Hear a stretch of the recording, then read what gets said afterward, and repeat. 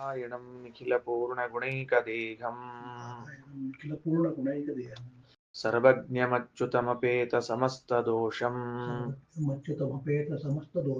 प्राणस्य सर्वचिदचित्परमेश्वरस्य साक्षादधीश्वरमियां शरणं रमेशम् 194ನೇ ಪುಟದಲ್ಲಿ ಪಾಠ ಪ್ರಾರಂಭವಾಗ್ತಾ ಇದೆ.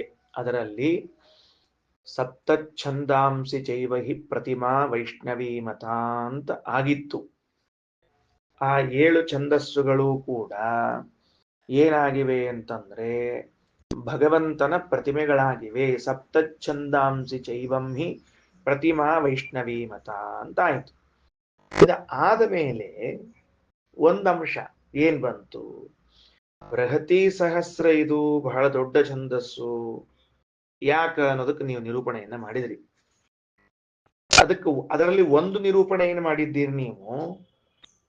ಈ ಛಂದಸ್ಸಿಗೆ ಅಭಿಮಾನಿಗಳಾದವರು ವಾಯುದೇವರು, ಅನುಷ್ಠುಪ್ ಛಂದಸ್ಸಿಗೆ ಅಭಿಮಾನಿಯಾದವಳು ಉಮಾದೇವಿಯು.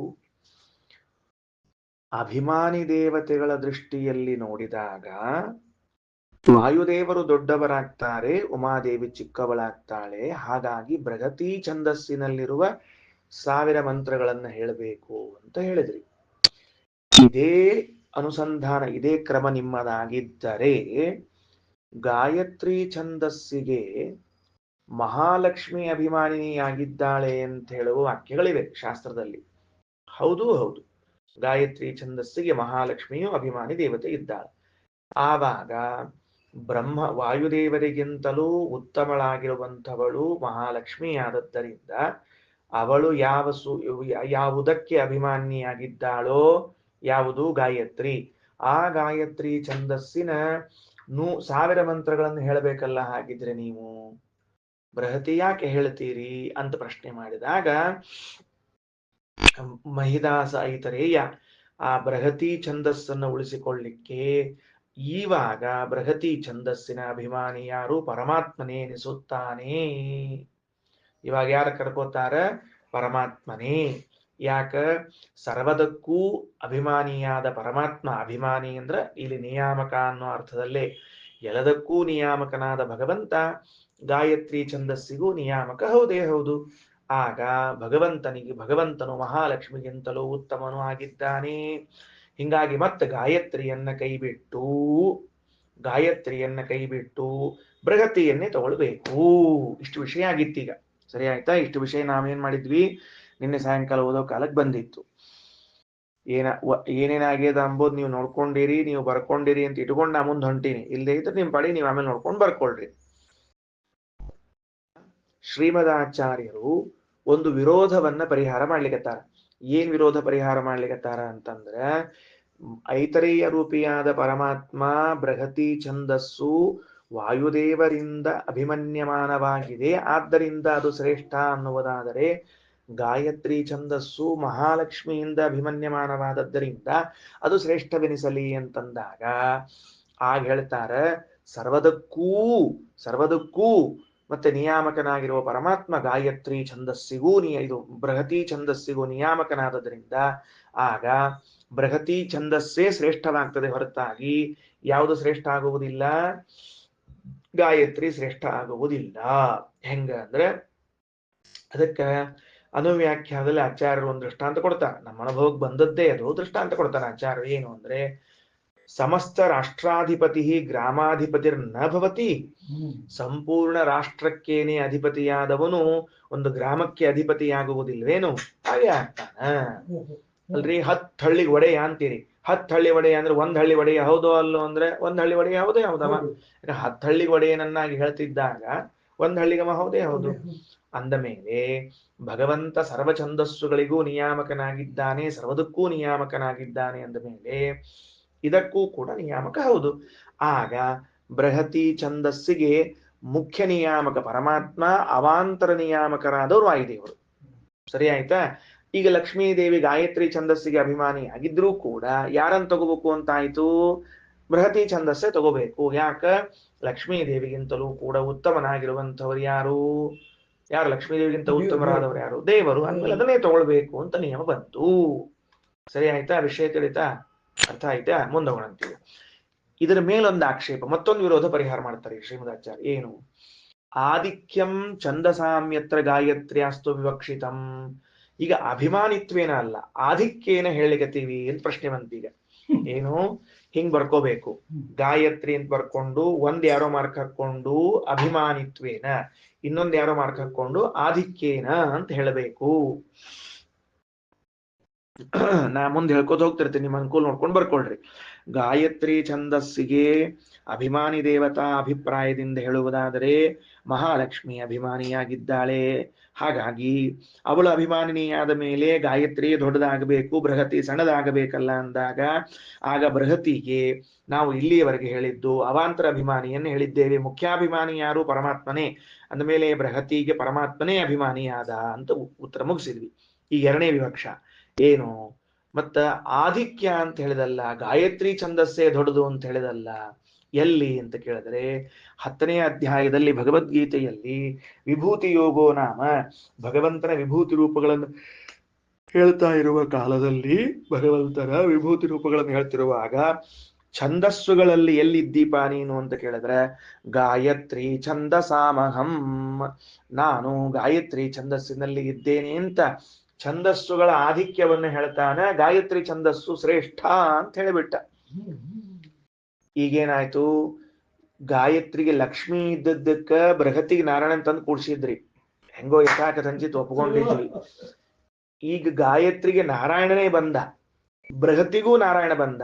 ಬೃಹತಿಗೂ ನಾರಾಯಣ, ಗಾಯತ್ರಿಗೂ ನಾರಾಯಣ ಅಂದ್ರೆ ಎರಡೂ ಭಗವದ್ ರೂಪಗಳೇ. ಆದ್ರಿಂದ ಒಂದನ್ನ ದೊಡ್ಡದು ಒಂದನ್ನ ಸಣ್ಣದು ಅಂತ ಹೇಳಲಿಕ್ಕೆ ಬರುವುದಿಲ್ಲ ನಿಮಗೆ. ಬಂತಿ ಪ್ರಶ್ನೆ. ಇನ್ನೊಂದ್ಸಲೆ, ಲಕ್ಷ್ಮೀ ದೇವಿಯನ್ನ ಸರಸಲಿಕ್ಕಾಗಿ ಬೃಹತಿಗೆ ನಾರಾಯಣ ತಂದು ಕೂಡಿಸಿದ್ರಿ. ಇವ್ರೇನ್ ಮಾಡ್ಬಿಟ್ರು, ಇನ್ನೊಂದು ಪ್ರಮಾಣವನ್ನು ತಗೊಂಡು ಬಂದು ಗಾಯತ್ರಿಗೆ ನಾರಾಯಣ ಅಂತ ಮಾಡಿಟ್ಬಿಟ್ರು. ಆ ಕಡೆಗೆ ಗಾಯತ್ರಿಗೆ ನಾರಾಯಣ, ಈ ಕಡೆಗೆ ಬೃಹತಿಗೆ ನಾರಾಯಣ ಆದ್ಮೇಲೆ ನಾರಾಯಣನ ಒಂದು ರೂಪ ದೊಡ್ಡದು ಇನ್ನೊಂದು ರೂಪ ಸಣ್ಣದು, ಒಂದು ಅಭಿಮಾನಿಯಾದಾಗ ದೊಡ್ಡವ ಇನ್ನೊಂದು ಅಭಿಮಾನಿಯಾದಾಗ ಸಣ್ಣವ ಅಂತ ಹಿಂಗೆ ಹೇಳಿಕ್ ಬರೋದಿಲ್ಲವಾದ್ದರಿಂದ ಈ ವ್ಯವಸ್ಥೆ ಹೆಂಗ್ ಮಾಡ್ಕೋತೀರಿ ಅಂತ ಕೇಳಿದ್ರೆ, ವಾಕ್ಯ ನೋಡ್ರಿ. ಆಧಿಕ್ಯಂ ಛಂದಸಾಂ ಯತ್ರ ಗಾಯತ್ರ್ಯಾಸ್ತು ವಿವಕ್ಷಿತಂ. ಯತ್ರ ಛಂದಸಾಮಾಧಿಕ್ಯಂ, ಛಂದಸ್ಸುಗಳಲ್ಲಿ ಶ್ರೇಷ್ಠವಾದದ್ದು ಯಾವುದು ಅಂದಾಗ ಗಾಯತ್ರಿ ಅಂತ ಅಭಿಪ್ರಾಯವಿದ್ದರೆ, ತತ್ರ ಅಲ್ಲೇನ್ ಮಾಡ್ತೀವಿ? ಸಿಂಪಲ್. ಆಗ ನಾವು ಗಾಯತ್ರಿಗೆ ಪರಮಾತ್ಮನೇ ಅಂತ ಇಟ್ಕೊಂಡ್ಬಿಟ್ಟು ಬೃಹತಿಗೆ ಪರಮಾತ್ಮನ ಕೈ ಬಿಟ್ಬಿಡ್ತೀವಲ್ಲ ನಾವು. ಅಲ್ಲಿ ಯಾರನ್ನು ತಗೋತೀರಿ? ತತ್ರ ತತ್ಪುತ್ರಕೋ ವಾಯು ಬೃಹತೀನಾಂ ಬೃಹತಿ ದೇವತಾ ಮತ. ಆವಾಗ ವಾಯುದೇವರ ಅವಾಂತರ ದೇವತೆಗಳಾದ ವಾಯುದೇವರನ್ನು ತಗೊಂಡ್ಬಿಡ್ತೇವೆ.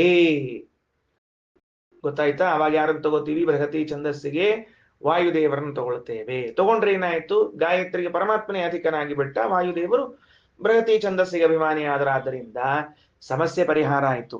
ಏನು? ಪರಮಾತ್ಮನಿಂದ ಪರಮಾತ್ಮ ದೊಡ್ಡವನೋ, ಪರಮಾತ್ಮನಿಗೆ ಪರಮಾತ್ಮನೋ ಅಂದ್ರೆ ಆ ಸಮಸ್ಯೆ ಪರಿಹಾರ ಆಗ್ಬಿಡ್ತೀಗ. ಪರಿಹಾರ ಹೆಂಗ್ ಮಾಡಿದ್ವಿ? ಗಾಯತ್ರಿ ಛಂದಸ್ಸಿಗೆ ಭಗವಂತನನ್ನೇ ಇಟ್ಟುಕೊಂಡು ಬೃಹತಿ ಛಂದಸ್ಸಿಗೆ ಪರಮಾತ್ಮನನ್ನ ಸರಿಸಿ ವಾಯುದೇವರನ್ನ ತಗೊಂಡ್ಬಂದ್ವಿ. ಯಾಕ?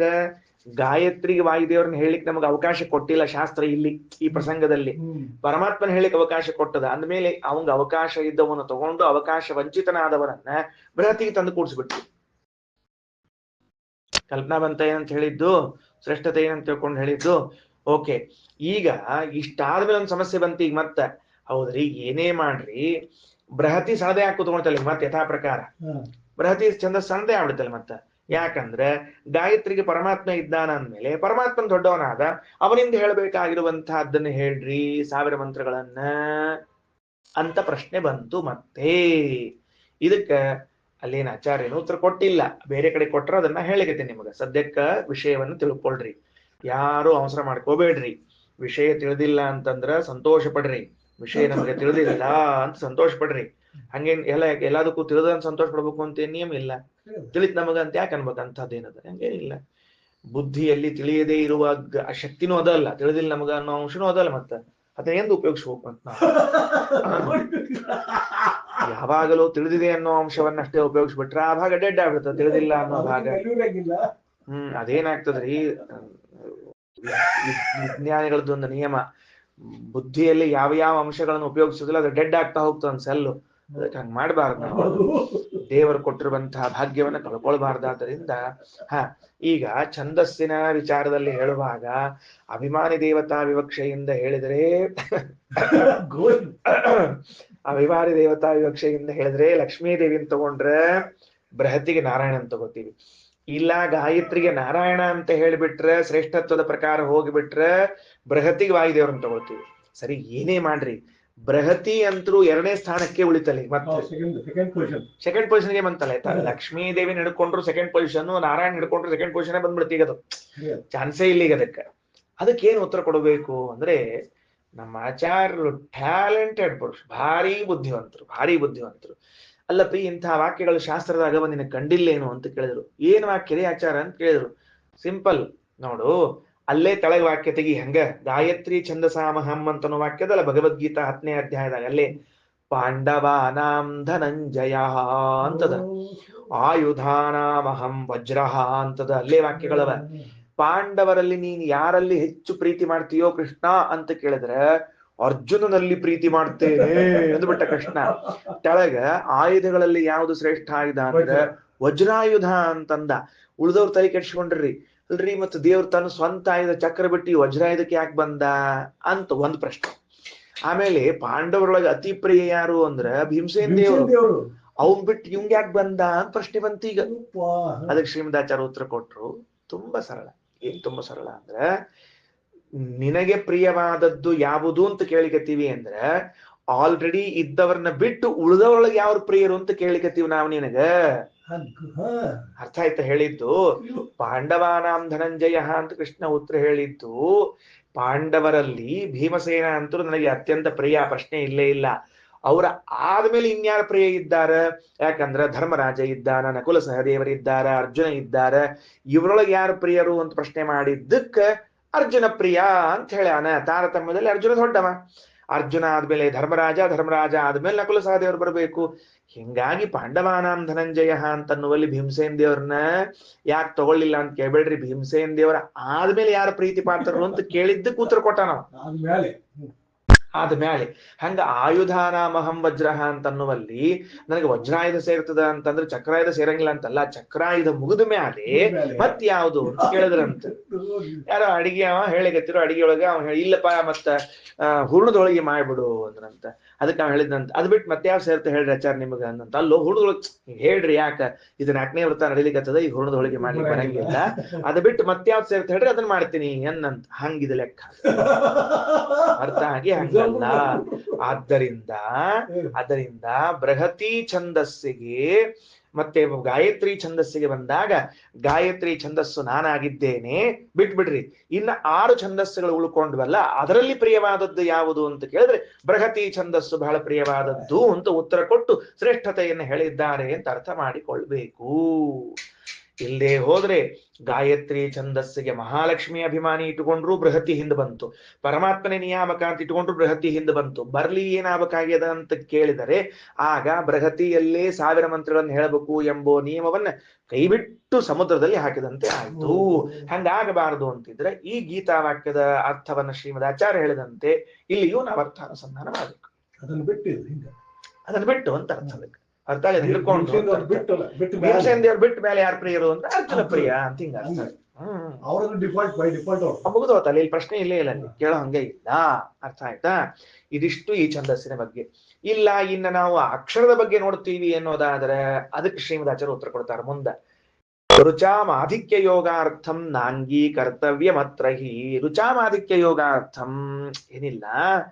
ಇನ್ನ ಮತ್ತ ಜಗತಿ ಛಂದಸ್ಸು, ತ್ರಿಷ್ಟುಪ್ ಛಂದಸ್ಸುಗಳೆಲ್ಲ ಮಂತ್ರ ಅಕ್ಷರಗಳು ಹೆಚ್ಚವ ಅಲ್ಲ. ಕೆಲವು 48, ಕೆಲವು 44 ಅಲ್ಲ. ತ್ರಿಷ್ಟುಪ್ 44, ಜಗತಿ 48. ಹಂಗ ಮುಂದೆ ಹೋಗ್ತದಲ್ಲ ಅಂದ್ರೆ ಅದನ್ನ ತಗೊಳಿಕ್ ಹೋಗ್ಬಾರ್ದು, ಅದು ತಗೋಬಾರ್ದು. ಪ್ರಧಾನತ್ವಾದ್ ಬೃಹತ್ಯಾಸ್ತು ಜಗದ್ಯಾದ್ಯಂ ನಯುಜ್ಯತೆ. ಅಂದ್ರ ಅಕ್ಷರ ಸಂಖ್ಯೆ ಹೆಚ್ಚಾಗ್ತದ ಎಂಬುದಕ್ಕೆ ಬೇರೆ ತಗೋತೀವಿ ಅಂದ್ರೆ ಅಲ್ಲ, ಬೃಹತಿ ಇದು ಪ್ರಧಾನವಾಗಿದ್ದರಿಂದ ತಗೋಬೇಕು. ಈಗ ಹೇಳಿದ್ವಲ್ಲ ನಾವು, ಉಳಿದ ಛಂದಸ್ಸುಗಳಲ್ಲಿ ಯಾವುದು ಪ್ರಿಯವಾಗ್ಯದ ಅನ್ನೋ ಶಬ್ದಕ್ಕೆ ತಗೋಬೇಕು ಹೊರತಾಗಿ ಅಕ್ಷರಗಳ ಹೆಚ್ಚಿಗೆ ಆಗ್ಯಾವ ಅಂತ ತಗೊಳ್ಳಿಕ್ ಹೋಗ್ಬಾರ್ದು. ಮತ್ತ ಇದು ಮಣ್ಣಿನ ರಾಶಿಯಲ್ಲಿ ಒಂದು ಮುತ್ತು ಹಾಗೂ 16 ಮಣ್ಣಿನ ರಾಶಿಗಳು ಬಿದ್ದದ. ಹಿಂಗ ಬಹುಸೇತಿ ನಿಮ್ದೇನೋ ತೆಳಗೊಂದು ಬಂಗಾರದ್ದೋ ಮುತ್ತಿಂದೋ ಬಿತ್ತು, ಹಿಂಗ ತಗೊಂಡು ಎತ್ತಿದ್ರಿ.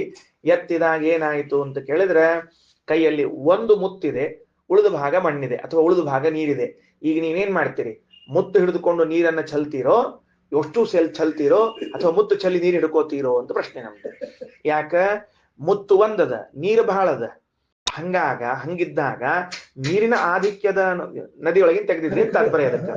ಆವಾಗ ಮುತ್ತು ಒಂದದ, ನೀರ್ ಬಹಳದ ಅಂಬೋದಕ್ಕೆ ಮುತ್ತಿನ ಚೆಲ್ ನೀರ್ ತಗೋತಿರೋ, ಮುತ್ತು ಒಂದೇ ಇದ್ರು ಅಡ್ಡಿಲ್ಲ, ನೀರ್ ಬಹಳ ಇದ್ರು ಚೆಲ್ತಿರೋ ಅಂದ್ರೆ ಸಿಂಪಲ್. ಯಾವುದು ವ್ಯಾಲ್ಯೂಯಬಲ್ ಇರ್ತದೆ ಅದನ್ನ ಇಟ್ಕೋತೀವಿ, ಉಳಿದದನ್ನ ಬಿಡ್ತೀವಿ. ಬೃಹತಿ ಛಂದಸ್ಸು ವ್ಯಾಲ್ಯೂಯಬಲ್ ಇದರಿಂದ ಅದೇ ಇಟ್ಕೊಂಡಿದ್ದೀವಿ, ಉಳಿದದನ್ನ ಬಿಟ್ಟಿದ್ದೇವೆ ಅಂತ ಉತ್ತರ ಶ್ರೀಮದಾಚಾರ್ಯ ತಿಳಿಸಿಕೊಟ್ಟಿದ್ದಾರೆ. ಅರ್ಥ ಆಯ್ತಾ? ಪ್ರಧಾನತ್ವ ಬೃಹತ್ಯಾಸ್ತು ಜಗತ್ಯಾದ್ಯಂ ನೈಯುಜ್ಯತೆ ಸಂಪಾದನಾತ್ತು ಬೃಹತ್ಯ ಮುಕ್ತೋ ಭವಿತು ಮಿಶ್ರ. ಹೀಗೆ ಬೃಹತಿ ಛಂದಸ್ಸನ್ನ ಯಾರು ಸಂಪಾದನೆ ಮಾಡ್ತಾನೋ ಅವ ಮುಕ್ತಿಯನ್ನು ಹೊಂದಲಿಕ್ಕೆ ಸಮರ್ಥನಾಗ್ತಾನೆ. ಸ್ಯಾತ್ ಪ್ರಸಿದ್ಧಶ್ಚ ಪ್ರಸಿದ್ಧ ಸುಕೀರ್ತಿಶ್ಚ, ಪ್ರಸಿದ್ಧನಾಗ್ತಾನ, ಕೀರ್ತಿವಂತನಾಗ್ತಾನ. ಛಂದೋ ಮೃತ್ಯು ಅಂದ್ರೆ ಸ್ವಚ್ಛಂದ ಮರಣವನ್ನು ಹೊಂದುತ್ತಾನೆ. ಇತಿ ಪ್ರಾಹ ಸ್ವಯಂ ವಿಷ್ಣುರ್ ಮಹಿದಾಸಾಭಿದ ಪ್ರಭು. ಹಿಂಗ ಸ್ವತಃ ಮಹಿದಾಸ ರೂಪಿಯಾದ ಪರಮಾತ್ಮನೇ ಹೇಳಿದ್ದಾನೆ. ಓಕೆನಾ? ಮುಂದಿನ ಭಾಷ್ಯ 195ನೇ ಪುಟದಲ್ಲಿ ಏನ್ ಭಾಷ್ಯ ಅದ, ಇದು ಇಲ್ಲಿ ಈ ಭಾಗ, ಈ ಮುಂದಿನ ಭಾಗ ಏನದ ಅನ್ನೋದನ್ನ ಒಂದ್ ನಿಮಿಷ ಸ್ವಲ್ಪ ಮಧ್ಯದಲ್ಲಿ ವಾಕ್ಯ ತುಂಡು ಮಾಡ್ತೀನಿ. ಹಿಂದಿನ ಉಪನಿಷತ್ತಿಗೆ ಶ್ರೀಮದಾಚಾರ್ಯರು ಪ್ರಮಾಣ ಉದಾಹರಣ ಪೂರ್ವಕವಾಗಿ ವ್ಯಾಖ್ಯಾನ ಮಾಡಿ ಈಗ ಸ್ವವಾಕ್ಯದಲ್ಲಿ ವ್ಯಾಖ್ಯಾನ ಮಾಡ್ಲಿಕ್ಕೆ ಹೊರಟಾರ. 192ನೇ ಪುಟದಲ್ಲಿ ತದ್ವಾ ಇದಂ ಬೃಹತಿ ಸಂಪನ್ನಂ ಬೃಹತಿ ಸಹಸ್ರಂ ಸಂಪನ್ನಂ ನಾನಾಚ ಕಿಮನ್ಯತ್ ಸತ್ ಅಂತದ. ಅಲ್ಲಿ ಕಿಮನ್ಯತ್ ಸತ್ ಅಂತನ್ನುವಂತಹದ್ದನ್ನ ಈಗ ವ್ಯಾಖ್ಯಾನ ಮಾಡ್ತಾರೆ ಶ್ರೀಮದಾಚಾರ್ಯ. ಹಿಂದ ಒಂದು ರೀತಿ ವ್ಯಾಖ್ಯಾನ ಮಾಡಿದ್ದು ಮತ್ ಮಾಡ್ಲಿಕತ್ತಾರ. ಈಗ 195ನೇ ಪುಟ ತಗೊಳ್ರಿ. ಇತೋ ಅನ್ಯತ್ ಸತ್ ಕಿಂ ಇತ್ಯಾಹುರ್ ನಾನಾ ಛಂದಸ್ತ್ವವಾದಿನಃ. ಬೇರೆ ಬೇರೆ ಛಂದಸ್ಸುಗಳಿಗೂ ಮಹತ್ವವನ್ನ ಕೊಡುವಂಥವರು ಏನು ಬೃಹತಿ ದೊಡ್ಡದೇನ, ಬೇರೆ ಛಂದಸ್ಸು ಇಲ್ಲೇನ ಅಂತ ಕೇಳ್ತಾರ. ಅನ್ಯತ್ ಸದ್ರೂಪ ಮಿಥ್ಯಾಹುಸ್ತ್ರಿಷ್ಟುವಾದಿನ ಏವತೆ. ಉಳಿದದ್ದು ಉತ್ತಮದ, ಅನ್ಯತ್ ಸದ್ರೂಪಂ ಉಳಿದದ್ದು ಉತ್ತಮವಾದದ್ದಲ್ಲ. ಯಾವುದದು ಅಂದ್ರೆ ತ್ರಿಷ್ಟುವಾದಿನ ಏವ, ತ್ರಿಷ್ಟುಪ್ ಛಂದಸ್ಸು ಚಲೋ ಅದ ಅಂತೂ ಹೇಳವರಿದ್ದಾರ. ಇಷ್ಟು ಹಿಂದಿನ ಮಾತಿಗೆ ಅರ್ಥ. ಅಂದ್ರೆ ಮಹಿದಾಸ ಐತರೇಯನು ಬೃಹತಿ ಛಂದಸ್ಸಿನ ಮಹತ್ವವನ್ನ ಹೇಳಿದ ಮೇಲೆ ನಾನಾ ಛಂದಸ್ಸುಗಳ ಶ್ರೇಷ್ಠತ್ವವನ್ನ ಹೇಳುವಂತವ್ರು ಅದೇನ್ ದೊಡ್ಡದು, ಉಳಿದ ಛಂದಸ್ ದೊಡ್ಡದಿಲ್ವೇನು ಅಂತ ಕೇಳಿದರು. ಇಷ್ಟ ಅಭಿಪ್ರಾಯ. ಐಂದ್ರಂ ಪ್ರಾಣಂ ಪರಮೇಶ್ವರ ಸಹಿತಂ ವಾಯುಂ. ಅಲ್ಲಿ ಐಂದ್ರಂ ಪ್ರಾಣಂ ಅನ್ನೋ ವಾಕ್ಯ ಬಂದಿದೆ. ಅದಕ್ಕೆ ಭಗವಂತನಿಂದ ಸಹಿತರಾದ ವಾಯುದೇವರು ಅಂತ ಅರ್ಥ ಮಾಡಿಕೊಳ್ಳ್ರಿ. ಸರಿ. ಪ್ರಾಣೇನ ಮನಸ ಅಭಿಇಸ್ಯಮಾನ ಅಭ್ಯಸ್ಯಮಾನ. ಪ್ರಾಣದೇವರಿಂದ ಹಾಗೂ ಮನಸ್ಸಿನಿಂದ ಪ್ರೇರಣೆಗೆ ಒಳಗಾದವನು ಅಂತ ಅಲ್ರಿ. ಇಸ್ಯಮಾನ ಅಭ್ಯಸ್ಯಮಾನ ಅನ್ಲಿಕತ್ತೀರಿ. ಆಕ್ಚುಲಿ ಅದು ಅಸ್ಯಮಾನ ಅಂತ ಆಗಬೇಕು, ಇಸ್ಯಮಾನ ಅಂತ ಹೆಂಗಾಯಿತು ಅಂತ ಒಂದು ವ್ಯಾಕರಣದ ಪ್ರಶ್ನೆ ಅದು. ಅದಕ್ಕೆ ಉತ್ತರ ಕೊಡ್ತಾರ. ತೃತೀಯೋ ಅತಿಶಯೇತಿ ಸೂತ್ರಾತ್ ಅಕಾರಸ್ಯ ಇಕಾರ. ಅದು ಒಂದು ಸೂತ್ರ ಇದೆ ಏನಂತ, ತೃತೀಯೋ ಅತಿಶಯೇ. ಅಕ್ಷರಗಳನ್ನು ಹೇಳುವಾಗ ಎಲ್ಲಿ ಮೊದಲನೇ ಅಕ್ಷರ ಬರಬೇಕೋ ಆ ಜಾಗದಲ್ಲಿ ಮೂರನೇ ಅಕ್ಷರ ಬರ್ತಿದ್ರೆ ಅದರಿಂದ ಹೇಳುವಂತಹ ಅರ್ಥದಲ್ಲಿ ಆಧಿಕ್ಯ ಬರ್ತದೆ ಅಂತ ತಿಳಿಬೇಕು. ಅರ್ಥ ಆಯ್ತಾ? ಏನಂತ ಹೇಳಿದ್ದು ನೋಡ್ರಿ, ಮೊದಲನೇ ಅಕ್ಷರವನ್ನ ಹೇಳಬೇಕಾಗಿದೆ. ಅಲ್ಲಿ ಮೂರನೇ ಅಕ್ಷರವನ್ನ ಹೇಳಿದ್ರಿ ಅಂತಂದ್ರೆ ಅಭ್ಯಸ್ಯಮಾನ ಅಂತನ್ನುವಲ್ಲಿ ಉಪನಿಷತ್ತಿನಲ್ಲಿ ಅಸ್ಯಮಾನ ಅಂತ ಪ್ರಯೋಗ ಮಾಡಬೇಕಾಗಿದ್ದು ಇಸ್ಯಮಾನ ಅಂತ ಪ್ರಯೋಗ ಮಾಡಿದೆ. ಅಕಾರದ ಸ್ಥಳದಲ್ಲಿ ಇಕಾರವನ್ನ ಯಾಕೆ ಹೇಳಿದರಿ ಅಂತ ಪ್ರಶ್ನೆ. ಅದಕ್ಕೆ ಉತ್ತರ ಹೇಳ್ತದ. ಉತ್ತರ ಆಚಾರ್ಯ ಅಂತಾರ, ತೃತೀಯೋ ಅತಿಶಯ ಅಂತ ಒಂದು ಸೂತ್ರ, ವ್ಯಾಕರಣ ಸೂತ್ರ. ಅದೇನಂತದ ಅಂದ್ರೆ, ಮೊದಲನೇ ಅಕ್ಷರ ಬರುವ ಸ್ಥಳದಲ್ಲಿ ಮೂರನೇ ಅಕ್ಷರ ಬಂದ್ರೆ ಆ ಮೊದಲನೇ ಅಕ್ಷರ ಹೇಳಿದಾಗ ಅರ್ಥ ಏನ್ ಬರ್ತದೋ ಅದಕ್ಕಿಂತ ಇದು ಅಧಿಕ ಎಂಬ ಅರ್ಥ ಬರ್ತದ. ಉದಾಹರಣೆಗೆ ಹರ ಅಂತಿದೆ, ಹರ ಅಂತ ಒಂದು ಶಬ್ದದ. ಅವಾಗ ನಾನು ಹರಿ ಅಂತ ಪ್ರಯೋಗ ಮಾಡಿದೆ. ಹರ ಅಂತ ಶಬ್ದದ ಹರಿ ಅಂತ ಪ್ರಯೋಗ ಮಾಡಿದೆ. ಹರ ಅನ್ನುವಲ್ಲಿ ರಕಾರದ ಮುಂದಿರುವ ಅಕ್ಷರ ಯಾವುದು? ಅ. ಹರ. ಹರ ಪ್ಲಸ್ ಅ, ಹರ. ಈಗ ನಾ ಏನು ಉಚ್ಚಾರಣೆ ಮಾಡ್ಲಿಕ್ಕಿದ್ದೀನಿ, ಹ ರ ಪ್ಲಸ್ ಇ, ಹರಿ. ಅವಾಗ ಏನಾಯ್ತು ಅಂದ್ರೆ ಹಿಂದ್ ಹೇಳಿದ ವ್ಯಕ್ತಿ ಏನಿದ್ದಾನ ಅದಕ್ಕಿಂತ ಆಧಿಕ್ಯ ಎಂಬುದು ಇದ್ರಾಗ ತಾನೇ ತಿಳಿದು ಬಂದ್ಬಿಡ್ತದೆ. ಹರನಿಗಿಂತಲೂ ಹರಿಯು ಅಧಿಕ ಎಂಬುದು ತಾನೇ ತಿಳಿತಲ್ಲ, ತೃತೀಯೋ ಅತಿಶಯ ಎನ್ನುವಂತಹ ಸೂತ್ರದ ಪ್ರಕಾರ ದೃಷ್ಟಾಂತ ಬರೆದಿಟ್ಟುಕೊಂಡಿದ್ದೀರಿ, ಜಾಣ್ರಾದ್ರಿ. ಇಲ್ಲದೆ ಇದ್ರೆ ಮಹಾ ಜಾಣ್ರಾದ್ರಿ. ಆದ್ದರಿಂದ ಹೇಳಿದ್ರು ತೃತೀಯೋ ಅತಿಶಯ ಇತಿ ಸೂತ್ರ ರಕಾರಸ್ಯ ಇಕಾರ. ಅದಕ್ಕೆ ದೃಷ್ಟಾಂತ ಕೊಡ್ತಾರೆ ಆಚಾರ್ಯರು. ಮಥನಾತ್ ಮಿಥಿಲೋ ಜಾತಃ. ಮಥನದಿಂದ ಮಥನ ಹುಟ್ಟಿದ ಅನ್ಬೇಕು, ಮಿಥಿಲ ಹುಟ್ಟಿದ ಅನ್ಬೇಕು. ಅಂದ್ರೆ ಮಿಥಿಲಾದೇಶ ಸೀತಾದೇವಿ ತಂದಿ ವಂಶದ ಹೆಸರದು. ಅದಕ್ಕೆ ಮಥನದಿಂದ ಅವ ನಿಮಿ ಅಂತ ಒಬ್ಬ ರಾಜ ಇದ್ದ, ಅವನು ಸತ್ತಾಗ ಅವನ ಅಂಗಾಂಗಗಳನ್ನ ಮಥನ ಮಾಡಿದಾಗ ಹುಟ್ಟಿದವನೇ ಮಿಥಿಲ ಅಂತ ಹೆಸರು ಅವಂಗ. ಈ ಹೆಂಗ ಅಂಗರಾಜನ ಇದು ವೇನನ್ನ ಮಥನ ಮಾಡಿದಾಗ ಪೃಥು ಹುಟ್ಟಿದ್ನಲ್ಲ, ಹಂಗ ಮತ್ತೊಬ್ಬ ಹುಟ್ಟ್ಯಾನ. ಮಥನಾತ್ ಮಿಥಿಲೋ ಜಾತಃ ಅಂತ ಅವನ ಹೆಸರು. ಅಲ್ಲಿ ಆಕ್ಚುಲಿ ಏನ್ ಕರಿಬೇಕಾಗಿತ್ತು, ಮಥನದಿಂದ ಮಥನ ಹುಟ್ಟಿದ ಅಂತ ಅಲ್ಲ, ಮಿಥಿಲ ಹುಟ್ಟಿದ ಅಂತ ಕರೆದಿದ್ದಾರೆ. ಅಲ್ಲೂ ತೃತೀಯ ವಿಷಯ. ಸಹನಾತ್ ಸಿಂಹ ಉಚ್ಚತೆ. ಸಹನ ಮಾಡ್ಕೊಳ್ತಿರಿಂದ ಸಿಂಹ ಆಗ್ತದ ಅಂತ ಈ ಕಾರ ಹೆಚ್ಚಿಗೆ ಬಂತಲ್ಲಿ. ಸಿಂಹ ಸಂಹ ಆಗ್ಬೇಕದು, ಸಿಂಹ ಯಾಕೆ ಆಗ್ಬೇಕದು ಇತಿ ಅತಿಶಯ. ಹಂಗ ಹತ್ವಿ ದಸ್ಯೂನ್ ಇತ್ಯಾದಿ ವಚ್ಚ. ದಸ್ಯೂನ್ ಹತ್ವ ಅನ್ಬೇಕಾಗಿತ್ತು, ಹತ್ವಿ ಎಂದಾರ. ಕಳ್ಳರನ್ನ ಕೊಂದು ಅಂದ್ರೆ ದಸ್ಯೂನ್ ಹತ್ವ. ದಸ್ಯೂನ್ ಹತ್ವಿ ಯಾಕಂದ್ರೆ ಚಂದ ಕೊಂದು ಅಂತ ಅರ್ಥ. ಚಂದಾಗಿ ಕೊಂದು ಅಂತ ತಾತ್ಪರ್ಯ.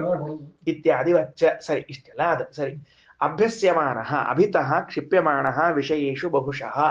ಪ್ರಾಯ ಆ ವಾಯುದೇವರಿಂದ ಹಾಗೂ ಮತ್ತ ರುದ್ರದೇವರಿಂದ ಪ್ರೇರಿತನಾದವನೇ ವಿಷಯದಲ್ಲಿ ಪ್ರವೇಶ ಮಾಡ್ತಾನೆ. ನೋಡ್ರಿ, ಅಸ್ಯಮಾನ ಅಂತ ಹೇಳಬೇಕಾದದ್ದು ಇಸ್ಯಮಾನ ಅಂತ ಯಾಕೆ ಹೇಳಿದ್ರು ಎಂಬುದಕ್ಕೆ ವ್ಯಾಕರಣ ರೀತಿಯಿಂದ ಸಮರ್ಥನೆ ಮಾಡ್ಯಾರ. ಮುಂದೆ ಹೋಗೋಣಂತ.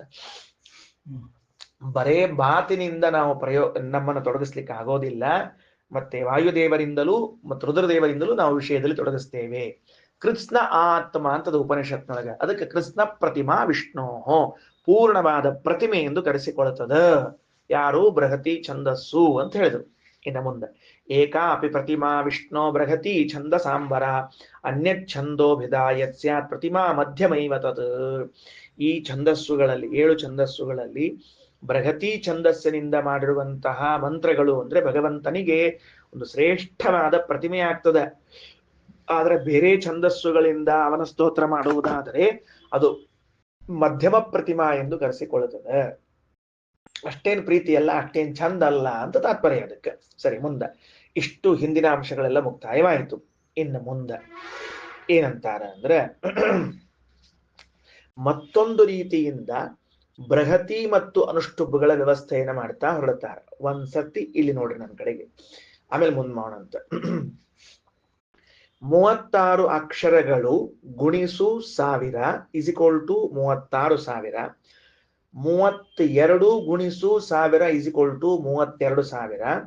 ಆ 36,000ದಲ್ಲಿ 32,000ಗಳನ್ನ ಕಳೆದಾಗ ಎಷ್ಟು ಉಳಿತದ ಅದು ಏನಾಗ್ತದ ಅಂದ್ರೆ 1000ದ ಮೇಲೆ 125 ಅನುಷ್ಟುಪ್ ಛಂದಸ್ಸು ಹೆಚ್ಚಿಗೆ ಬರ್ತದೆ. ಇದೊಂದು ಗಣಿತ ಲೆಕ್ಕಾಚಾರ ಶುರು ಆಯ್ತು. ಈಗ ಇದನ್ನ ಲೆಕ್ಕ ಬಿಡಿಸ್ಕೊಡ್ತೀನಿ, ಹೇಳುವಂತ. ಏನಾಯ್ತು, ಇದನ್ನ ಎಷ್ಟು ಚಂದ ಹ್ಯಾಂಡಲ್ ಮಾಡ್ತಾನ ಮಹಿದಾಸ ಐತರಯ್ಯ ಅಂದ್ರ ನೋಡು. 1000 ಅನುಷ್ಟುಪ್ ಛಂದಸ್ಸು ಹೇಳಿದರೆ 32,000 ಅಕ್ಷರ ಆಗ್ತದೆ. ಅದೇ 1000 ಬೃಹತಿ ಛಂದಸ್ಸು ಹೇಳಿದ್ರೆ 36,000 ಆಗ್ತದೆ. ಯಾವ್ದು ಹೆಚ್ಚಾತು? ಯಾವ್ದು ಹೆಚ್ಚಾತು ಹೇಳೋಣಂತ.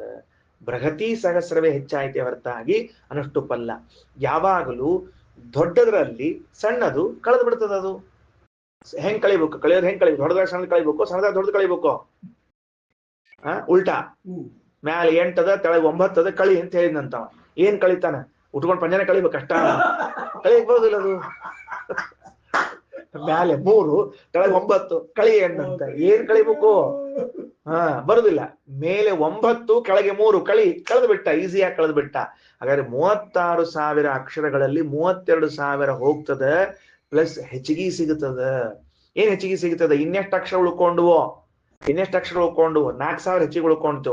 4,000 ಡಿವೈಡೆಡ್ ಬೈ 32 ಮಾಡಿದ್ರೆ 125 ಎಕ್ಸ್ಟ್ರಾ ಸಿಗ್ತದೆ. 1,125 ಆಗ್ತದೆ. ಅದಕ್ಕೆ ಪರಮಾತ್ಮ ಅಂತಾನ ನೋಡು, ಒಂದು ಸರ್ತಿ ಬೃಹತಿ ಸಹಸ್ರ ಹೇಳಿದರೆ 1,125 ಬಾರಿ ಅನುಷ್ಟುಪ್ ಛಂದಸ್ಸಿನ ಶ್ಲೋಕ ಹೇಳಿದಂತೆ ಪುಣ್ಯ ಹೆಚ್ಚಿಗೆ ಬರ್ತದ. ಸೊ ಬೃಹತಿ ಹೇಳ್ರಿ ಅಂತ ತಂದಿಟ್ಬಿಟ್ಟ ದೇವರಿಗೆ. ಗಣಿತ ಲೆಕ್ಕಾಚಾರ ಬಂತು. ಬುದ್ಧಿವಂತರು ನೋಡ್ರಿ, ಎಲ್ಲ ಎಷ್ಟು ಲೆಕ್ಕ ಹಾಕ್ಯಾರ ಅವತ್ತಿನ ಕಾಲದಲ್ಲಿ. ಬರ್ಕೊಳ್ರಿ, ಲೆಕ್ಕ ಬರ್ಕೊಳ್ರಿ. ಬೃಹತಿ ಈಕ್ವಲ್ಸ್ ಟು 36 ಗುಣಿಸು 1000 ಈಕ್ವಲ್ಸ್ ಟು 36,000 ಹಿಂಗೆ ಬರ್ಕೋಬೇಕ ಮತ್ತ ಅಂದ್ರನ ಕರೆಕ್ಟ್ ಗೊತ್ತಾಗ್ತದೆ ನಿಮ್ಗ. ಬೃಹತಿ ಈಕ್ವಲ್ಸ್ ಟು 36 ಮಲ್ಟಿಪ್ಲೈ ಬೈ ಏನದು 1000 ಈಕ್ವಲ್ಸ್ ಟು 36,000 ಮುಗೀತಾ. 36,000 ಮುಗೀತಾ. ಇದು ಕಾಮ ಹಾಕೊಳ್ರಿ. ನೆಕ್ಸ್ಟ್ ಅನುಷ್ಟುಪ ಈಕ್ವಲ್ಸ್ ಟು 32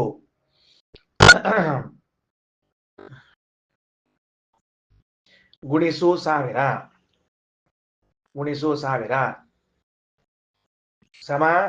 ಸಮಚಿಹ್ನೆ 32,000 ಗೊತ್ತಾಯ್ತಾ. ಈಗ 36,000 ಮೈನಸ್ಸು 32,000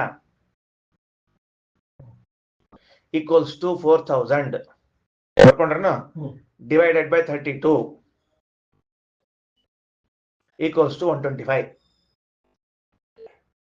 ಅಂದರೆ 1000 ಬೃಹತಿ ಛಂದಸ್ ಮಂತ್ರ ಹೇಳೋದು ಅಂದ್ರೂ 1125 ಅನುಷ್ಟುಪ್ ಹೇಳೋದಂದ್ರು ಒಂದೇ ಅಂತ ಅರ್ಥ ಆಯ್ತು.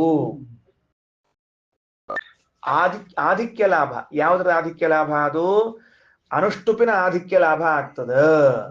ಅಂದ್ರ 1000 ರೂಪಾಯಿ ಬೃಹತಿ ಇನ್ವೆಸ್ಟ್ ಮಾಡಿದ 1125 ಪ್ರಾಫಿಟ್ ತಗೊಂಡದ ಈಗ. ಗೊತ್ತಾಯ್ತಾ ಏನಂತ ಹೇಳಿದ್ದು? ನೋಡ್ರಿ, ತದ್ವಾ ಇದಂ ಬೃಹತಿ ಸಹಸ್ರಂ ಸಂಪನ್ನಂ. ಭಾಷ್ಯ ಹೇಳಿಗತ್ತೀನಿ, ಸಾರಿ ಉಪನಿಷತ್ತು 195 ತದ್ವಾ ಇದಂ ಬೃಹತಿ ಸಹಸ್ರಂ ಸಂಪನ್ನಂ ತಸ್ಯ ವಾ ಏತಸ್ಯ ಬೃಹತಿ ಸಹಸ್ರಸ್ಯ ಸಂಪನ್ನಸ್ಯ. ಈ 1000 ಬೃಹತಿ ಸಹಸ್ರ ಆದರ 11 ಅನುಷ್ಟುಭಾಂ ಶತಾನಿ ಭವಂತಿ ಪಂಚವಿಂಶತಶ್ಚ ಅನುಷ್ಟುಭಃ. 11 ಹೆಚ್ಚಿಗೆ 25 11 25 ಬರ್ದ ಏನಾಗ್ತದೆ? 1125 ಆಗ್ತದೆ ಅಷ್ಟ. 11 25 ಬರ್ದ್ ನೋಡ್ರಿ. 11 ಬಾಜುಕ್ 25 ಕೂಡ್ಸಿದ್ರೆ ಎಷ್ಟು? 1125 ಆಯ್ತು. ಇದನ್ನ ಹಿಂಗಿಟ್ಕೊಂಡ ಜಗನ್ನಾಥ ದಾಸರು ಪೂರ್ಣ ಹರಿಕಥಾಂಸಾರದಾಗ ಲೆಕ್ಕ ಹಾಕ್ಬಿಟ್ರಿ. ಅವ್ರು ಈ ಉಪನಿಷತ್ ಶೈಲಿ ಉಪಯೋಗಿಸ್ಬಿಟ್ರೆ ಗೊತ್ತಾಗಿಲ್ಲದ ಯಾರಿಗೂ ಹೆಂಗ್ ಲೆಕ್ಕ ಹಾಕ್ಯಾರ ಅಂತ ತಿಳ್ಕೊಂಡು ಹೇಳಿ.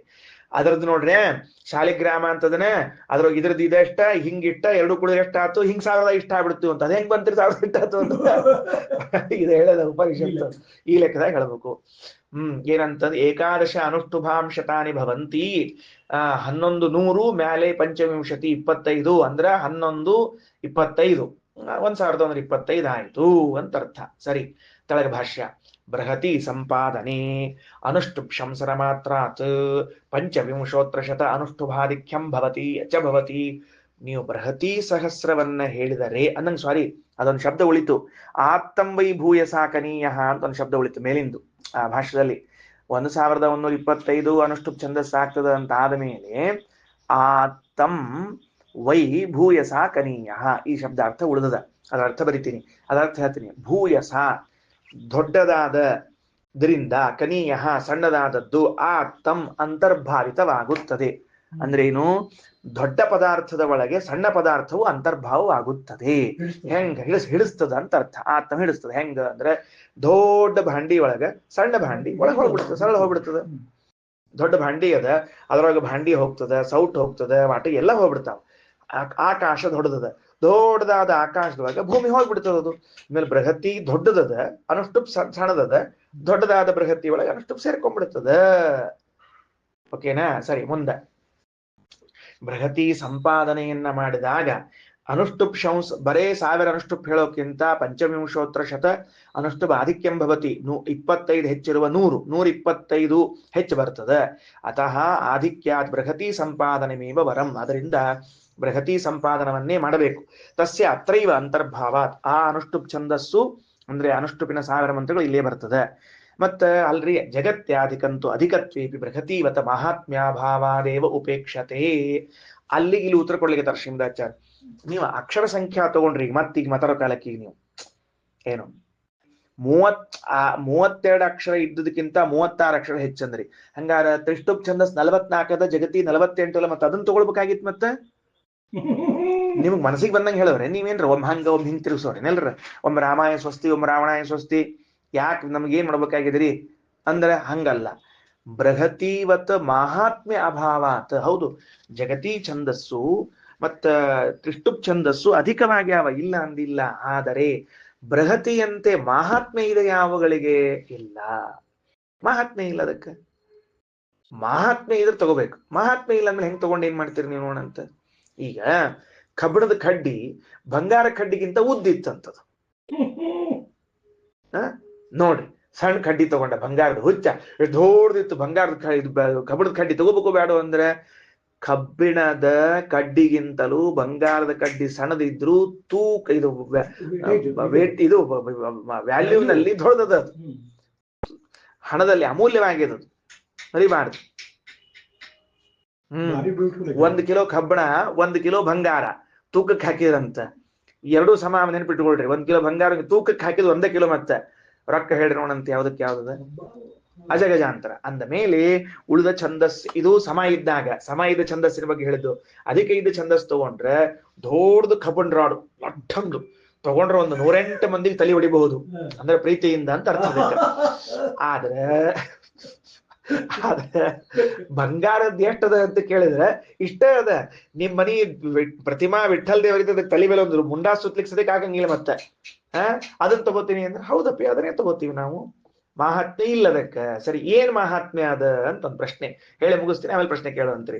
ಏನ್ ಮಹಾತ್ಮೆ ಅದ ಶ್ರೀನಿವಾಸ್ ಅಂದ್ರ 36,000 ಅಕ್ಷರಗಳ ಬೃಹತಿ ತಗೊಂಡಾಗ ಎಷ್ಟು ಚಂದ ಆಗ್ತದ ನೋಡ್ರಿ. ಇದು ನಮ್ಮ ಜೀವನಕ್ಕೆ ಅಪ್ಲೈ ಆಗ್ತದ. ಯಾಕ 36,000 ಹಗಲು, 36,000 ರಾತ್ರಿ, ಅವಾಗ 72,000 ನಮ್ಮ ನಾಡಿಗೆ ಸಂಬಂಧಪಟ್ಟದ್ದು, ಸೂರ್ಯನಿಗೆ ಸಂಬಂಧಪಟ್ಟದ್ದು ಅಂತ ಸ್ವರ ವ್ಯಂಜಾಕ್ಷರಗಳನ್ನು ಹೇಳುವಾಗ ನಾವು ಹಿಂದೆ ಹೇಳ್ಕೊಂಡ್ ಬಂದೀವಿ. ಅಂದ ಮೇಲೆ ಈ ಛಂದಸ್ಸಿಗೂ ನಮ್ಮ ದೇಹಕ್ಕೂ ಡೈರೆಕ್ಟ್ ಆಗಿ ಕನೆಕ್ಷನ್ ಅದ. ಆದ್ರೆ ತ್ರಿಷ್ಟುಪ್ ಛಂದಸ್ಸಿಗೂ ಉಳಿದದಕ್ಕೂ ಕನೆಕ್ಷನ್ ಇಲ್ಲ. ಸೊ ಅದನ್ನ ನಾವು ತ್ಯಾಗ ಮಾಡಬೇಕಾಯಿತು. ಅರ್ಥ ಆಯ್ತಾ? 36,000 ಅಕ್ಷರಗಳವಪ್ಪ. 36,000 ಅಕ್ಷರದೊಳಗ ಸ್ವರಾಕ್ಷರಗಳು ವ್ಯಂಜನಾಕ್ಷರಗಳು ಪ್ರತ್ಯೇಕ. ಸ್ವರ ವ್ಯಂಜನಾಕ್ಷರ ಸೇರಿಸಿದಾಗ ಎಷ್ಟಾಯ್ತು? 72,000 ಆಯ್ತು.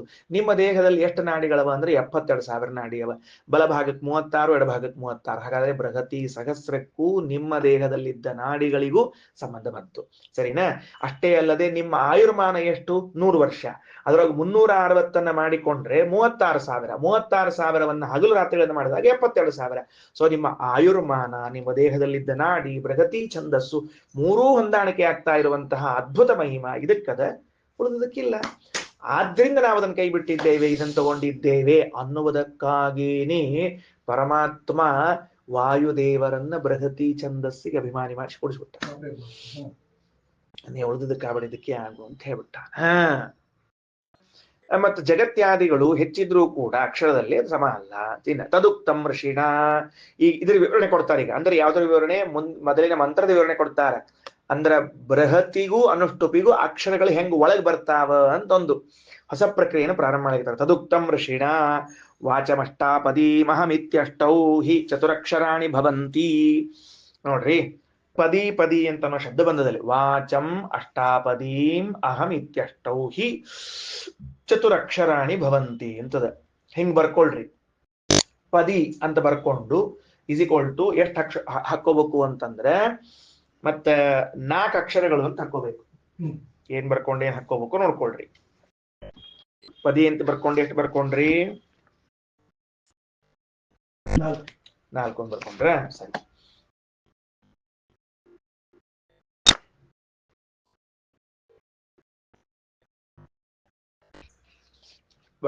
ಬರ್ಕೊಂಡಾಯ್ತಾ? ಸರಿ, ಓಕೆ.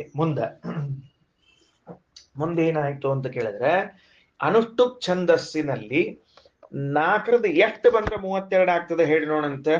4 ಎಷ್ಟ್ಲೆ 32. 4 8 32. ಬರ್ಕೊಡ್ರಿ, ಇದನ್ನ ಬರ್ಕೊಡ್ರಿ.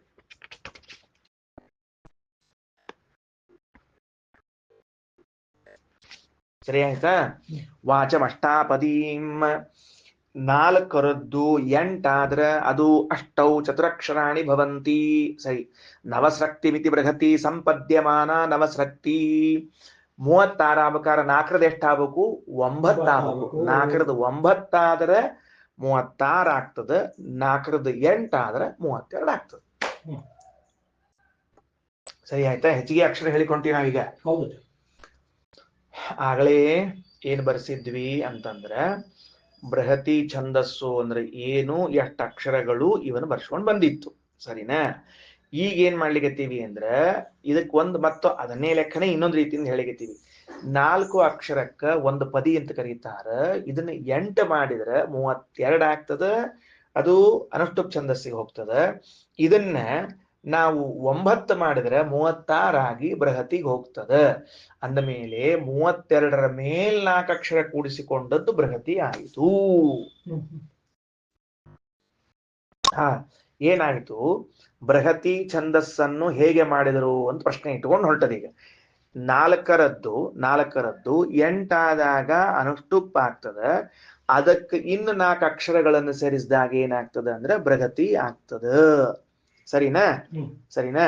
ಈಗ ನೋಡ್ರಿ ಏನಾಯ್ತು ಅಂದ್ರೆ ಬೃಹತಿ ಅಂತನ್ನುವುದು, ಸುಮ್ಮನೆ ಒಂದ್ ಸ್ವಲ್ಪ ವಿಚಾರ ತಿಳಿಸಿಕತ್ತೀನಿ. ಬೃಹತಿ ಅಂತನ್ನುವುದು ಭಗವಂತನ ಒಂದು ಒಳ್ಳೆಯ ಪ್ರತಿಮಾ ಅಂತ ಮಾತಾಡಿದ್ದೀನಿ ನಾನು ಇಷ್ಟೊತ್ತು. ದೇವರ ಶ್ರೇಷ್ಠ ಪ್ರತಿಮಾ ಬೃಹತಿ ಛಂದಸ್ಸು ಅಂತ ತಿಳ್ಕೊಂಡು. ಇಲ್ಲೋ? ಅಷ್ಟು ಮಾತಾಡಿತ್ತೋ ಇಲ್ಲೋ? ಮಹೇಶಾಚಾರ್ಯ ಅಷ್ಟು ಮಾತಾಡಿತ್ತೋ ಇಲ್ಲೋ? ಪ್ರಭಾಕರ್ ಅಷ್ಟು ಮಾತಾಡಿತ್ತೋ ಇಲ್ಲೋ? ಬೃಹತಿ ಛಂದಸ್ಸು ಭಗವಂತನ ಶ್ರೇಷ್ಠ ಪ್ರತಿಮಾ ಅಂತ. ಸುಮ್ಮನೆ ಒಂದ್ ಸಣ್ಣ ಲೆಕ್ಕ ತಗೊಳ್ರಿ. ಈ 32 ಒಂದ್ ಕಡೆ ಇಟ್ಟುಕೊಳ್ರಿ. ಬೃಹತಿ ಛಂದಸ್ಸು ಒಂದ್ ಕಡೆ ಇಟ್ಟುಕೊಳ್ರಿ. ಬೃಹತಿ ಛಂದಸ್ಸು ಪೂರ್ಣವಾದ ಭಗವಂತನ ಪ್ರತಿಮಾ. ಬೃಹತಿ ಛಂದಸ್ಸೇ ಪ್ರತಿಮಾ, ಅದರಲ್ಲಿ ವಾಯುದೇವರು ಅಧಿಷ್ಠಿತರು, ಅದರೊಳಗೆ ಪರಮಾತ್ಮ ಅಧಿಷ್ಠಿತನಾಗ್ಯಾನ. ಈ 32 ಭಗವಂತನನ್ನ ಮುಟ್ಟಬೇಕಾದ್ರೆ, ಭಗವಂತನ ಸ್ಪರ್ಶಕ್ಕೆ ಒಳಗಾಗಬೇಕಾದ್ರೆ ಏನ ಆದ್ರೆ ಇದು ಭಗವಂತನ ಸ್ಪರ್ಶಕ್ಕೆ ಒಳಗಾಗ್ತಾ ಹೇಳಿ ನೋಡಂತ. ಸುಮ್ಮನೆ ಹಿಂಗೊಂದು ಲೆಕ್ಕಾಚಾರ ಹೇಳಿಕತ್ತಾರ. ಬಹಳ ಚಂದದ ಇದು ವಿಷಯ. ಇದು ಏನು ಶ್ರೀನಿವಾಸ್? 32 ಏನಾದರೆ ಪರಮಾತ್ಮನನ್ನು ಸ್ಪರ್ಶ ಮಾಡ್ಲಿಕ್ಕೆ ಸಾಧ್ಯದ ಅಂತಂದ್ರೆ ತಾನು ಅನಿವಾರ್ಯವಾಗಿ ಅಂದ್ರೆ ಇನ್ನು 4 ಅಕ್ಷರಗಳನ್ನ ಸೇರಿಸಿಕೊಂಡು 36 ಆದಾಗ ಮಾತ್ರ ಪರಮಾತ್ಮನ ಸ್ಪರ್ಶ ಮಾಡ್ಲಿಕ್ಕೆ ಆಗ್ತದೆ. ಇಲ್ಲಾಗುದಿಲ್ಲ. ಗೊತ್ತಾಯ್ತಿಲ್ಲ ಅಂತ ಹೇಳಿದ್ದು? 32 ಅದ. ಈಗ ಈ 32 36 ಆದ್ರನ ಏನಾಗ್ತದ? ಬೃಹತಿ ಛಂದಸ್ ಆಗ್ತದ. ಬೃಹತಿ ಛಂದಸ್ ಆದ್ರನ ಪರಮಾತ್ಮನ ಪೂರ್ಣ ಪ್ರತಿಮಾ ಆಗ್ತದೆ, ಪರಮಾತ್ಮನ ಸನ್ನಿಧಾನ ಬರ್ತದೆ. ಭಗವಂತನ ಪೂರ್ಣ ಸನ್ನಿಧಾನ ಬರಬೇಕು ಅಂತಿದ್ರ ಯಾವುದಕ್ಕ? ಅನುಷ್ಠುಬಿಗೆ ಅದು ಏನ್ ಮಾಡ್ಕೋಬೇಕು? ಈಗ ಅದು ಅನಿವಾರ್ಯವಾಗಿ ತಾನು ಬೃಹತಿಯಾಗಿ ಕನ್ವರ್ಟ್ ಆಗ್ಬೇಕು. ತಾನು ಬೃಹತಿಯಾಗಿ ಕನ್ವರ್ಟ್ ಆಗ್ಬೇಕು ಅಂದ್ರೆ 4 ಅಕ್ಷರ ತಗೊಂಡು ಬರಬೇಕು, ಸೇರ್ಸ್ಕೋಬೇಕು. ಅದ ಪದ್ಧತಿ ಇದೆ ಬಿಡಿ, ಸೇರ್ಸ್ಕೋತಾರ. ಅದೆಲ್ಲ ಮುಂದೆ ಸೇರ್ಸ್ಕೊಳ್ಳಿ. ಅಂದ್ರೆ ಅನುಷ್ಠುಪು ದೇವರ ಸ್ಪರ್ಶ ಮಾಡಬೇಕಾದ್ರೆ ತ್ರಿಷ್ಟುಪಾಗಿ ಬದಲಾವಣೆಗೊಂಡಾಗ ಮಾತ್ರ ಆಗ್ತದೆ, ಇಲ್ಲದಿದ್ರೆ ಆಗುದಿಲ್ಲ. ಆ ಅಂಶವನ್ನು ತಗೊಂಡ್ ಬಂದ್ರಿ. ಈಗ ಆಗಲೇ ಏನ್ ಮಾಡಿದ್ರು? ಆ ಅಕ್ಷರ ಈ ಅಕ್ಷರ ಬಂದಂಗಾತು ಅಂತ ಹೇಳ್ಬಿಟ್ಟಿದ್ರು.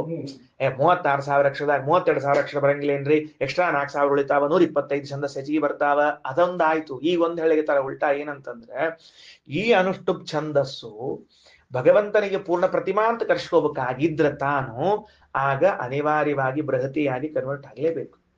ಬೃಹತಿ ಆದಾಗ ಮಾತ್ರ ಏನಾಗ್ತದ ಅಂತಂದ್ರೆ ಭಗವಂತನ ಸ್ಪರ್ಶಕ್ಕೆ ಅನುಕೂಲ ಆಗ್ತದ. ಅದನ್ನ ಹೇಳ್ತಾರ ನೋಡ್ರಿ. ಐಂದ್ರಾಥ ಬೃಹತ್ ನವಸ್ರಕ್ತಿ ಮಿತಿ ಬೃಹತಿ ಸಂಪದ್ಯಮಾನ ನವಸ್ರಕ್ತಿ ಋತಸ್ಪೃಶಮಿತಿ ಸತ್ಯಂ ವೈ ವಾಗ್ರಚ ಸ್ಪೃಷ್ಟ. ಸತ್ಯಂ ವೈ ಪರಮಾತ್ಮನನ್ನು ವಾಗ್ರಚ ಅನುಷ್ಠುಪ್ ಛಂದಸ್ಸು ಸ್ಪೃಷ್ಟ ಮುಡ್ತದ. ಯಾವಾಗ? 36 ಆದಾಗ. ಐಂದ್ರಾತ್ ಪರಿತನ್ವಂ ಮಮ ಇತಿ. ಆ ಭಗವಂತನಿಂದ ಅದೊಂದು ಪ್ರತಿಮೆ ಉಂಟಾಗ್ತದ, ಭಗವಂತನ ಪ್ರತಿಮೆ ಉಂಟಾಗ್ತದ. ತದ್ಯದೇತ ಇದ್ವದ್ ಬೃಹತಿ ಸಹಸ್ರಂ ಅನುಷ್ಠುಪ್ ಸಂಪನ್ನಂ ಭವತಿ.